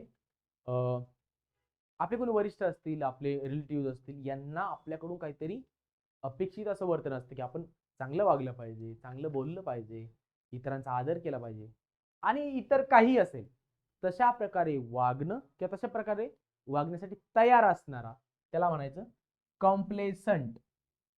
आलंय का लक्षात? इतरांच्या इच्छेनुसार वागणारा किंवा इतरांना खुश ठेवण्यासाठी त्यांच्या इच्छेनुसार वागणारा जो असतो, त्यासाठी जे शब्द आहे तो आहे COMPLAISANT, willing to do what is desired of you. एक गोष्ट लक्षात घ्या, डिझायरच्या नंतर येणारं प्रिपोजिशन काय असतं? ऑफ असतं. Got it? Got it? चला नेक्स्ट क्वेश्चन समजून घेऊयात. Identify the incorrect sentence from the following. आता 2022 मध्ये स्टेनोची जी ऑनलाईन परीक्षा झाली होती, त्या परीक्षेमध्ये विचारला गेलेला प्रश्न आहे. 4 सेंटेन्सेस दिलेत, त्यापैकी एक कसा असणार आहे? इनकरेक्ट असणार आहे. 3 बरोबर असणार आहे. आपल्याला इनकरेक्ट सांगितलंय, इनकरेक्ट ओळखायचं. He is a Wien fellow who is always humble and modest. Humble असणे, मॉडेस्ट असणे, विनम्र असणे, सभ्य असणे, या अर्थात. आता बघा, he is a Wien fellow who is always humble and modest. The vein shows us the direction of the wind. Veins carry the blood to the heart. The moon is now on the vein. Wien अशा प्रकारचा उच्चार असणारा शब्द आहे. इथं वापरला Wien, इथं आहे VANE, इथं वापरला वेन्स, आणि इथं आहे ऑन द वेन. आता प्रत्येक सेंटेन्स मधील वर्ड समजून घेऊयात, म्हणजे वर्डचा वापर बरोबर आहे का किंवा कोणता इनकरेक्ट आहे ते आपल्याला भेटून जाईल. बघा, he is a Wien fellow who is always humble and modest. मला सांगा, या VAIN याचा अर्थ आहे जो कसा आहे? गर्विष्ठ आहे, अहंकारी आहे, त्याला प्राईड आहे, म्हणजे अहंकार म्हणतो ना आपण, गर्व आहे, तो आहे. He is a Wien fellow who is always humble and modest. गर्व असणारी व्यक्ती नम्र असेल का? सभ्य, मॉडेस्ट असेल का? नाही. म्हणून त्यांनी सेंटेन्स मध्ये पुढे सांगितलं, ऑलवेज हंबल अँड मॉडेस्ट असा असणारी व्यक्ती VAIN कशी असू शकेल, म्हणजे किंवा वेन असणारी व्यक्ती हंबल अँड मॉडेस्ट कशी असू शकेल. म्हणून त्यांचा जो यूज आहे ना VAINचा, तो या सेंटेन्स मध्ये चुकीचा आहे. आलंय का लक्षात? वेन असं सेंटेन्स जर आपण बघायला गेलं की ती गर्विष्ठ असणारी व्यक्ती नम्र आहे आणि अतिशय सभ्य आहे, इनकरेक्ट होईल. सेंटेन्स पहिलंच इनकरेक्ट आहे. 2, 3, 4 मध्ये काही गडबड आहे का चेक करूया. खरं तर असं भेटल्याबरोबर आपण मार्क करायचंय आणि निघून जायचंय लगेच, कारण तेच आपला आन्सर आहे. प्रत्येक ऑप्शन जर वाचत बसायचं, मग कधी सोडवायचं? 1च तास दिलेला आहे, बरोबर. The Wien shows the direction of the wind, बरोबर आहे. हवेची दिशा सांगणारा जे एक यंत्र असतं, त्यासाठी आपल्याकडे शब्द आहे VANE, त्याला वेदर कॉक असं म्हणतात. वेदर कॉक वातावरण आणि हवामान याच्यानुसार तिथली हवेची दिशा वगैरे सांगणार. डिरेक्शन ऑफ द विंड काय सांगतं आपल्याला? वेन सांगतं. हे बरोबर आहे. थर्ड बघा, VINS veins carry the blood to the heart. शरीरातील वेगवेगळ्या अवयवांकडून वेन्स काय करतात? ब्लड हार्टकडे कॅरी करतात, बरोबर. त्या असतात वेन्स, VEINS. आणि पुढचा आहे म्हणजे हा सुद्धा वेन्स, हा यूज बरोबर आहे. The moon is now on the Wien. म्हणजे चंद्र, आता त्यांनी शब्द वापरताना असं सांगितलं की the moon is now on the Wien. या वेनचा अर्थ आहे ह्रास होणे. ओके, ह्रास होणे किंवा एखाद्या गोष्टीचा डिक्लाइन होणे म्हणतो ना आपण, DECLIN, डिक्लाइन म्हणजेच काय, ह्रास, हळूहळू ह्रास होत जाणे या अर्थाने. मग त्यांना ते म्हणायचंय त्या सेंटेन्स मधून असं असं इंडिकेट करायचं असेल, जसं की चंद्र आहे तो त्याच्या मावळतीकडे जातोय, किंवा काय आपण सूर्य जसं मावळतो त्या प्रकारे चंद्र सुद्धा हळूहळू कमी कमी होत जातो. किंवा चंद्र बघा ज्या प्रकारे कमी कमी होत जाईल किंवा मग दिसण्याचा हळूहळू हळूहळू बंद होईल, त्या अर्थाने त्यांना कदाचित सेंटेन्स वापरायचा असेल. परंतु वेनचा अर्थ आहे ह्रास होणे आणि डिक्लाइन होणे, तो मात्र बरोबर. पण पहिल्या सेंटेन्स मध्ये मात्र ही गडबड तुम्हाला क्लिअरली दिसून येईल की वेन म्हणजे गर्विष्ठ असणारा आणि तोच हंबल आणि मॉडेस्ट कसा असणार, म्हणून इनकरेक्ट जे आहे ते वेन आहे. आपल्याला जे आन्सर असेल ते सुद्धा सेंटेन्स नंबर 1 असेल. आपल्याला लक्षात काय घ्यायचंय, त्यांनी करेक्ट इनकरेक्ट विचारले आणि ते साईडला झाले. आपल्याला शोधायचे करेक्ट इनकरेक्ट म्हणजे नेमकं कशाच्या अँगलने प्रश्न असेल. ग्रामर मधील prepositions, article, subject verb agreement, tense किंवा आणखी काही भाग आहे, कंडिशनल वाला पार्ट, व्हॉइस वाला पार्ट आहे, की ओकॅबच्या अनुषंगाने असं होम फोन्स वरती वगैरे प्रश्न आहे. असे वर्ड दिसल्यानंतर मात्र तुम्ही होम फोन्सचा विचार करायला पाहिजे. Okay, next question. HOARD आणि HORDE असे दोन शब्द वापरले. या दोन्ही शब्दांचे त्याने आपल्याला मिनिंग विचारले, सॉरी ते काय आहेत असे विचारले. बघा, शब्दांचं मिनिंग नाही विचारलं. आता HOARD होल्ड करणे, आपण ज्याला साठेबाजी वगैरे म्हणतो ना, HOARD साठेबाजी, थोडक्यात हे इतरांना कळू न देता जाणीवपूर्वक जे काय केलं असतं, लपवलेलं असतं, धान्य असेल किंवा इतर काही गोष्ट असेल.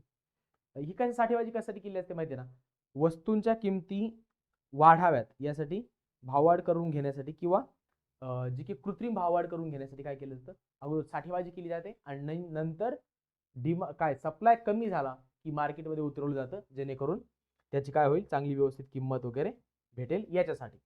पुन्हा एकदा HOARDE किंवा HOARD असा एक शब्द आपला होर्ड, ज्याला आपण काय म्हणतो, साठा वगैरे करणे, हा एक शब्द आहे. आणि तशाच प्रकारचा स्पेलिंग असणारा दुसरा शब्द HORDE, होर्ड. होर्ड म्हणजे काय, जी गर्दी असते, माणसांची असेल किंवा इतर कशांची टोळी असेल, गर्दी असेल, तो अर्थ. हा ज्याला साठेबाजी करणं, आणि हा जो असेल तो गर्दी किंवा टोळी या अर्थाने. ओके, टोळी नाही बरं का, टोळी शब्द आहेत. या दोन्ही वर्डचं प्रोनाउन्सिएशन सेम आहे, होर्ड, होर्ड. आपण काय पाहतोय,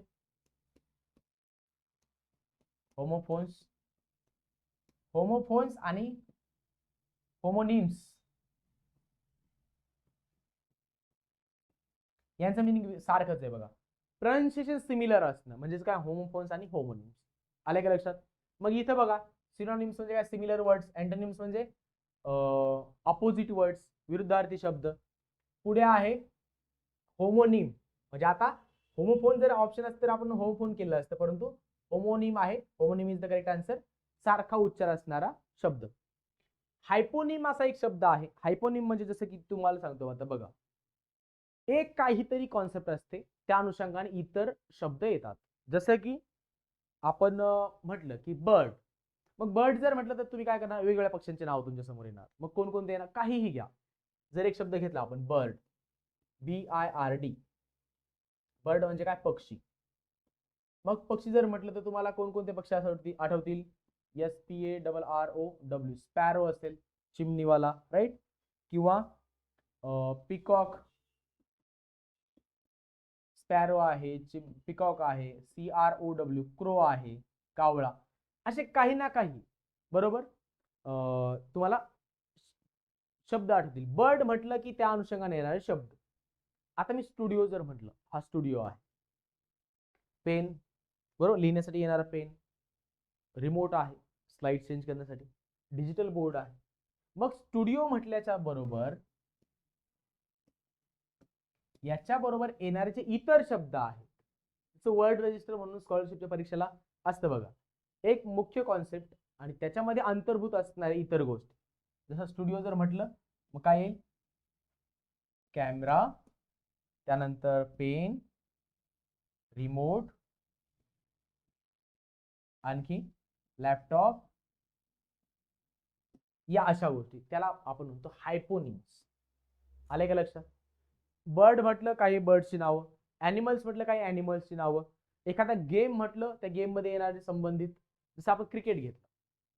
बरं, बाय द वे, गेम जर म्हटलं तर क्रिकेट येईल, खो खो येईल, कबड्डी येईल, असे नाव वगैरे. एखाद्या कॉन्सेप्ट मध्ये अंतर्भूत असणाऱ्या ज्या गोष्टींचे शब्द वगैरे असतात त्याला हायपोनिम्स असा शब्द आहे. आन्सर इथं आहे होड आणि होड. या होडचं मिनिंग आहे साठेबाजी. दुसरा होड जो आहे तो गर्दी किंवा टोळी किंवा एकत्र असणारा जमाव. उच्चार सारखा असल्यामुळे त्याला होमोनिम्स असा शब्द आहे. Next question. Catch the opportunity when it comes. एखादी संधी आल्यानंतर तिला ग्रॅब करणं, कॅच करणं, त्याला काय शब्द आहे आपल्याकडे? आता बघा, सीज म्हणजे काय? एखादी गोष्ट करणे, जे करण्याचं थांबवणे, याला म्हणतात टू स्टॉप डुईंग समथिंग, हा एक मिनिंग झाला. आणि दुसरा आहे टू एंड, एखादी गोष्ट करण्याचं संपवणे, त्याला म्हणजे सीज. सील करणे, तुम्हाला माहिती आहे गव्हर्नमेंट काही काही गोष्टी सील करतं बघा, म्हणजे बंद करतं. अक्षरशः दुकानं सील केले जातात, इलिगल काही चालू असेल तर, इलिगल वेगवेगळ्या बेकायदेशीर गोष्टी असतील तर त्याला सील केलं जातं. म्हणजे काय केलं जातं, त्यांच्यावरती बंदी आणली जाते किंवा बंद करणे, थोडक्यात त्याच्यावरती बंदी आणून त्याला आपण बंद करतो, या अर्थाने काम करण्याचं थोडक्यात थांबवणे. पुढे आहे SEIGE आणि SEIZD. आता catch the opportunity when it comes म्हणजे जेव्हा ती येईल तेव्हा ती ग्रॅब कर असं म्हटलेलं आहे. म्हणजे ती कॅच कर, ती ग्रॅब कर, ती सीज कर. आले का लक्षात? SEIZE, सीज करणे म्हणजे आपण काय कशाला म्हणतो, एखादी गोष्ट मिळवणे, ती ग्रॅब करणे, ती पकडणे, त्याला सीज करणं असं म्हणतात. ओके, पकडणे, मिळवणे या अर्थाने, राईट. आणि दुसरा एक अर्थ आहे सीजचा, जेव्हा गव्हर्नमेंटचे काही ऑफिसर्स असतात, म्हणजे पोलीस असतील, CBI असतील, हे काय करतं, जेव्हा त्यांना काहीतरी इलिगल वगैरे भेटतं छापा टाकल्याच्या नंतर, ते जप्त करतात, म्हणजे काय, सीज करतात. तर तो जो शब्द आहे जप्त करणे, जप्त करणे, त्याला आपण म्हणतो सीज करणे. आले का लक्षात? मग इथं सुद्धा जी ऑपॉर्च्युनिटी आहे ती ग्रॅब करायची, म्हणजे काय करायचे, सीज करायची. आलं लक्षात? आणखी एक शब्द आहे SIG, सेज. या शब्दाचा अर्थ मात्र थोडासा वेगळा आहे. बघा, तुम्ही एखाद्या फोर्सेसमध्ये आहात, मिलिटरी फोर्सेसमध्ये वगैरे, तुमच्या लक्षात येतं की एक ठिकाण आहे, तुम्हाला कुठून तरी इंटेलिजन्स भेटतं, एक ठिकाण आहे, त्या ठिकाणी काहीतरी इलिगल वगैरे चालू आहे किंवा सस्पिशियस ऍक्टिव्हिटीज काहीतरी दिसतात. मग तुम्ही तिथं जाता आणि त्याला वेढा टाकता साईडने, बरोबर? अशा प्रकारे वेढा टाकणं जे असतं, आणि जे थोडक्यात तो वेढा टाकणे असेल, त्या ठिकाणाला वेढा घालणे असेल आणि तिथली मुवमेंट बंद करण्याची, हालचाल जी होती ती सगळं बंद करणे असेल, त्याला म्हणायचं SIEG, सीज करणं, बरोबर? थोडक्यात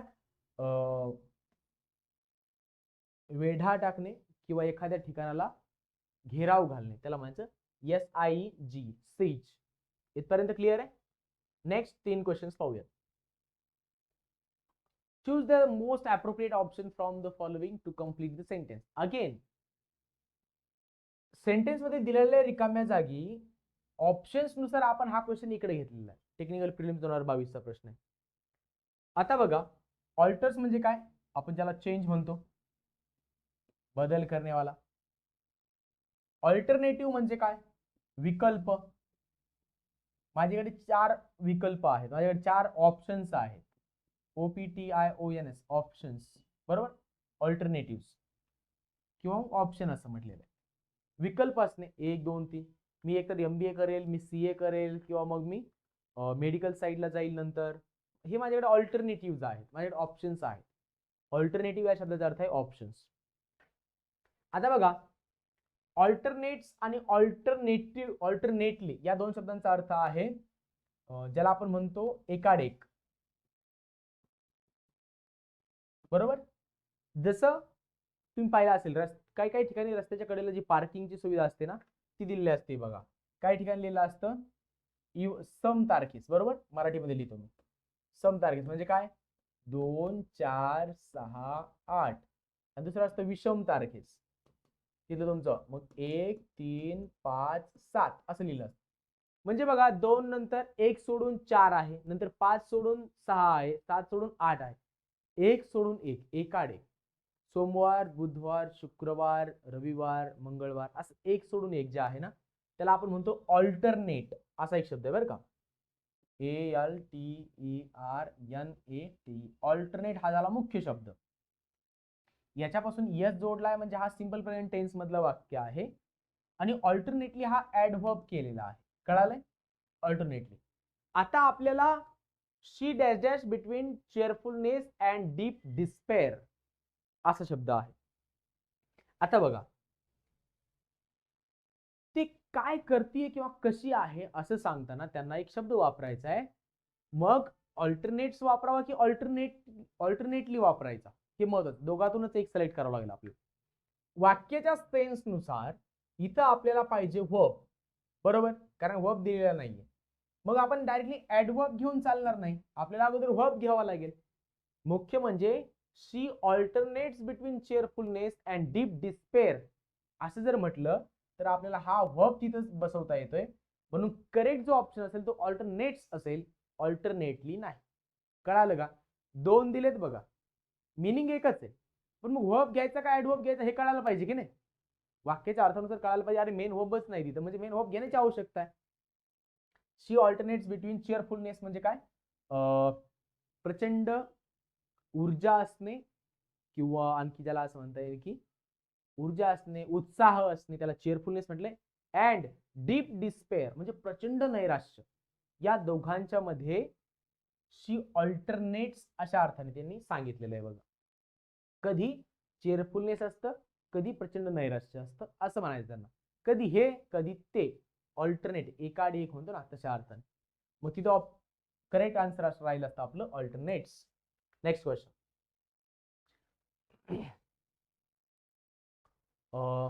2 सेंटेन्सेस दिलेत.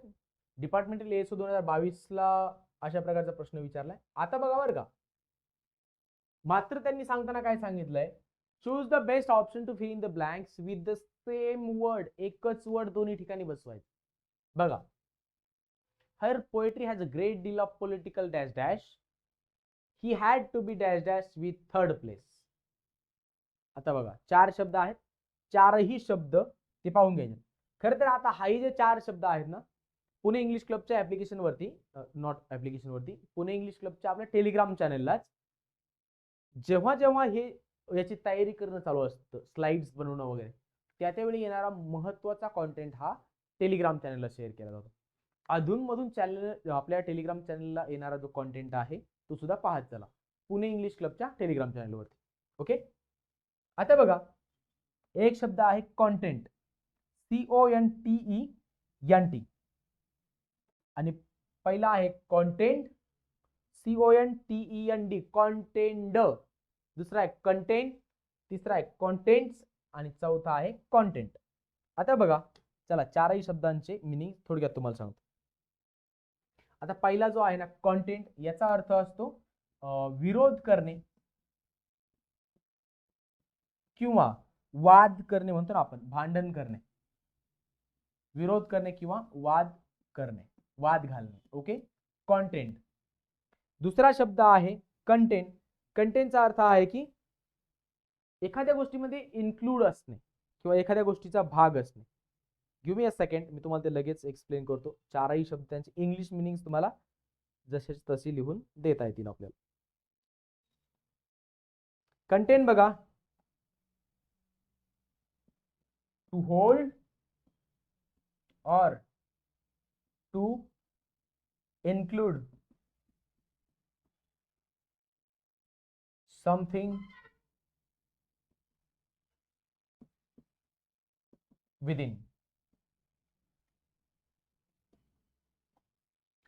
टू होल्ड म्हणजे काहीतरी होल्ड करणे किंवा टू इन्क्लूड समथिंग विदिन म्हणजे स्वतःमध्ये काहीतरी गोष्टींचा इन्क्लूड करणे, अंतर्भाव करणे. थोडक्यात ते लिहून घ्या. अंतर्भाव करणे. ओके. तिसरा बघा, तिसरा आहे कॉन्टेंट्स. आता कॉन्टेंट्स असणं, कॉन्टेंट्स म्हणजे काय, एखादी गोष्ट किंवा एखाद्या बाबीमध्ये इतर गोष्टी अंतर्भूत असतात, त्याला आपण कॉन्टेंट्स म्हणतो. अंतर्भूत असणे. ओके. कॉन्टेंट्स. कॉन्टेंट म्हणजे काय, विरोध किंवा वाद. कंटेंट म्हणजे मी जर असं म्हटलं इट कंटेन्स शुगर मिल्क म्हणजे काय, याच्यामध्ये काय काय येतं, तर त्याच्यामध्ये शुगर असते, मिल्क असतं, असं असं म्हणताना आपण त्याला कंटेंट म्हणतो. त्याच्यामध्ये काय काय येतं या अर्थाने. कॉन्टेंट्स. एखादं बुक आहे, त्या बुकमध्ये सुरुवातीला बघा एक अशा प्रकारे लिहिलं असतं CONTENTS कॉन्टेंट्स. त्याच्यामध्ये chapter number 1, chapter number 2, chapter number 3, chapter number 4 अनुक्रमणिका दिलेली असते. म्हणजे काय काय गोष्टींचा या बुकमध्ये अंतर्भाव केलाय, समावेश केला आहे, कोणकोणत्या गोष्टी अंतर्भूत आहेत ते सांगताना आपण शब्द वापरतो कॉन्टेंट्स. आणि चौथा शब्द आहे CONTENT कॉन्टेंट या अर्थाने. आता कॉन्टेंटचा एक अर्थ आहे मजकूर म्हणजे एखाद्या गोष्टीचा असणारा भाग, आणि कॉन्टेंट राहणं म्हणजे काय, समाधानी राहणं. ओके. आता बघा, her poetry has a great deal of political content यायला पाहिजे. का, तिच्या पोएट्रीमध्ये पॉलिटिकल कॉन्टेंट जास्त आहे. इथे समजलं का, CONTENT कॉन्टेंट. तिच्या म्हणजे कवितेमध्ये पॉलिटिकल मजकूर जास्त आहे, पॉलिटिकल भाग जास्त आहे, असं सांगताना हा कॉन्टेंट शब्द येईल. आणि पुढचं बघा, he had to be content with third place. त्याला काय करावं लागेल किंवा त्याला काय करावं लागलं, थर्ड प्लेसला सुद्धा त्याला समाधानी राहावं लागलं. म्हणून या कॉन्टेंटचे दोन अर्थ आहेत, एक आहे मजकूर आणि दुसरा आहे समाधानी असणे, संतुष्ट राहणे. दोनही ठिकाणी CONTENT कॉन्टेंट हाच वर्ड येईल. करेक्ट आन्सर या क्वेश्चनचा असेल कॉन्टेंट, CONTENT. लास्ट क्वेश्चन पाहूयात आजच्या या लेक्चर मध्ये. Identify the correct sentence. He cited his authority. आणि पुढचा आहे he chose this site. Site शब्द आलाय, इथं साइटेड आलाय. She hates the sight of blood. Sight हा जो शब्द आहे, असं प्रोनाउन्सिएशन असणारे जे शब्द आहेत त्यांच्यावरती प्रश्न आहे. आता बघा, विचारताना त्यांनी फक्त करेक्ट सेंटेन्स कोणतं एवढंच विचारलं. ही साइटेड हिज ऑथॉरिटी, या साइटचा शब्द अर्थ आहे QUOT, कोट करणं एखाद्याला. मग त्याने काय केलं, त्याची ऑथॉरिटी जी आहे ती सांगितली. सांगणे किंवा रेफरन्स देणे किंवा कोट करणे असा त्याचा अर्थ आहे. कोट किंवा to refer to. Okay. Next, he chose this site for this building. आता he chose this site for his building, त्याने त्याच्या बिल्डिंग साठी हे ठिकाण चूज केले असं त्यांना म्हणायचंय. जेव्हा एखादं ठिकाण असतं तेव्हा हाच शब्द येत नाही, तिथं शब्द असतो SIT, साइट. हे ठिकाण घरासाठी, वेगवेगळ्या कारणात उपयोगासाठी असणारी जी काही बिल्डिंग आहे त्याच्यासाठी जे ठिकाण आहे बांधण्यासाठीचं, त्यासाठी जे वर्ड आहे तो आहे SITE. ओके. SIGST या शब्दाचा अर्थ आहे व्हिजन किंवा रिलेटेड टू आपली साइट, दृष्टी जी आहे ना ते. ओके, दृष्टी. थर्ड सेंटेन्स आहे, म्हणजे एक बरोबर आहे, इथं त्यांनी साइटचा वापर केलाय म्हणजे त्यांनी काय केलंय, कोट केलाय किंवा रेफर केलंय त्याच्या ऑथॉरिटीला. इथं साइट शब्द बरोबर आहे. सेकंड सेंटेन्स मध्ये SIGST चुकीचा आहे, तिथं पाहिजे होता SIT म्हणून इनकरेक्ट आहे. थर्ड बघा, she hates the sight of blood. बघा, she hates the sight of blood म्हणजे काय, ज्या ठिकाणी असं रक्त सांडलेलं असेल किंवा तशा प्रकारच्या काही ज्या गोष्टी असतील ते ती हेट करते, तिला तिला ते चांगलं वाटत नाही अशा अर्थाने.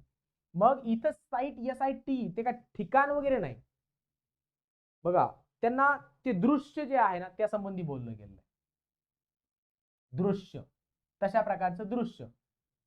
शी hates the SIGHT sight of blood असा शब्द पाहिजे होता किंवा वाक्यामध्ये तशा प्रकारच्या शब्दाचा यूज पाहिजे होता. काय, she hates the sight of blood. मग इथं SIT साईट म्हणजे काय, एखादं ठिकाण, बिल्डिंग वगैरे बांधण्याचं जे ठिकाण असतं त्याला साईट म्हणतात. हा साईट नव्हता पाहिजे, SIGHT पाहिजे होता, म्हणून नंबर 3 इज इनकरेक्ट.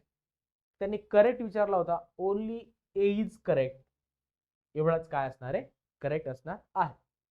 आजच्या या लेक्चरमध्ये साधारणतः आपण 20 प्रश्न पाहिले, पण या 20 प्रश्नांमध्ये पॅटर्न व्यवस्थित समजून घेतलाय. प्रत्येक क्वेश्चन आणि क्वेश्चन मध्ये असं 4ही ऑप्शन्स व्यवस्थित पाहिलेत.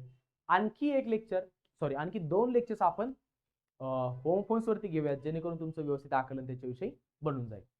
या लेक्चरमध्ये इथेच थांबतोय. नेक्स्ट लेक्चरमध्ये लवकरच भेटू. तोपर्यंत जय हिंद.